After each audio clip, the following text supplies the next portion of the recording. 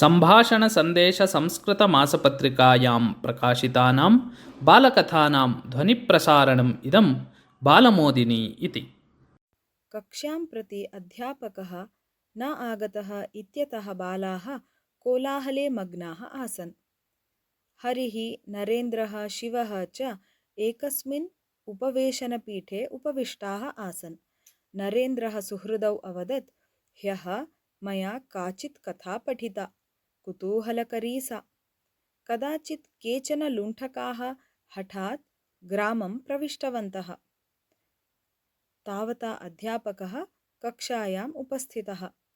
अहम् इदानीं सस्यानाम् अङ्गानि अधिकृत्य पाठयामि इति उक्त्वा कृष्णफलके सस्यचित्रं विलिख्य एतत् मूलम्, एषः प्रकाण्डः, एतत् पुष्पं, पुष्पे इत्येवं विवरणम् आरब्धवान्।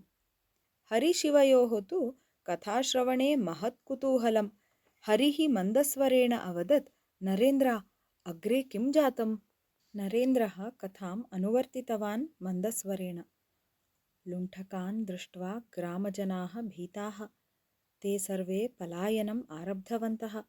तावता लुण्ठकनायकः आज्ञापितवान्, सर्वे गृहे स्थितानि आभरणानि धनं च मम पुरतः आनीय स्थापयेयुः।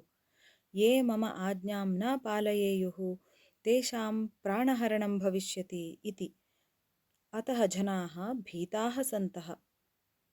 तावता अध्यापकस्य दृष्टिः हरौ पतिता।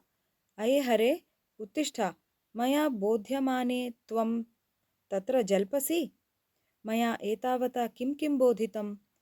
हरिः उत्तरं वक्तुम् अशक्नुवन् शिरः अधः कृत्वा अतिष्ठत्। अध्यापकः शिवम् अपृच्छत्। सः अपि उत्तरं वक्तुं न शक्तः।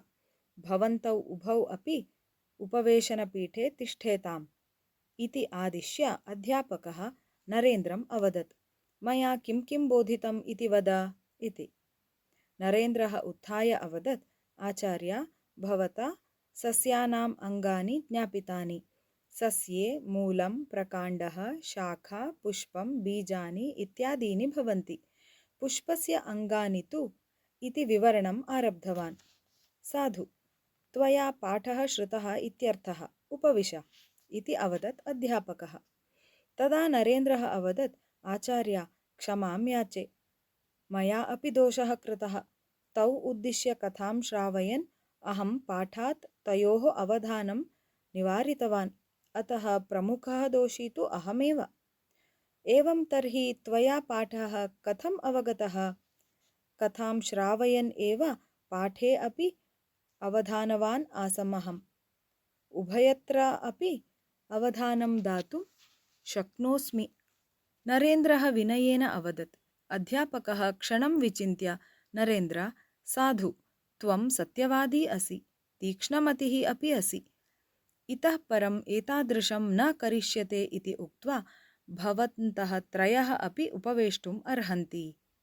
ततः त्रयः अपि आचार्येण सूचितेन क्रमेण क्षमां याचित्वा उपविष्टवन्तः।